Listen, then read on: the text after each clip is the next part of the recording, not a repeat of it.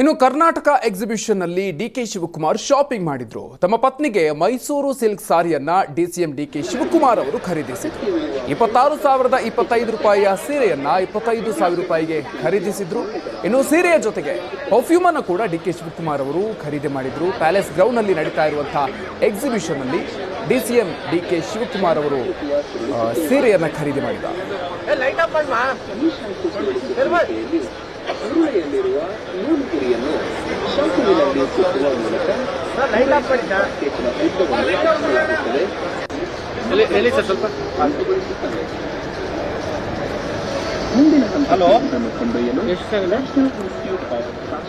Karnataka exhibition ನಡೀತಾ ಇದೆ. So ಈ ಒಂದು ಎಕ್ಸಿಬಿಷನ್ ನಲ್ಲಿ ಉಪಮುಖ್ಯಮಂತ್ರಿ ಡಿಕೆ ಶಿವಕುಮಾರ್ ಅವರು ಸೀರೆಯನ್ನ ಖರೀದಿ ಮಾಡಿರೋದು. ತಮ್ಮ ಪತ್ನಿಗೆ ಸೀರೆಯನ್ನ ಖರೀದಿ ಮಾಡಿದ್ದಾರೆ.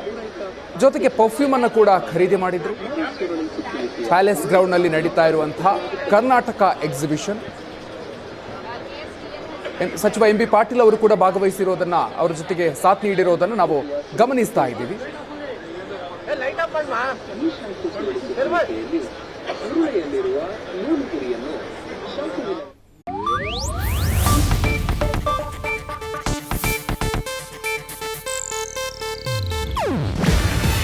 ಇದು ಏಷ್ಯಾನೆಟ್ ನ್ಯೂಸ್ ನೆಟ್ವರ್ಕ್ ಪ್ರಸ್ತುತಿ.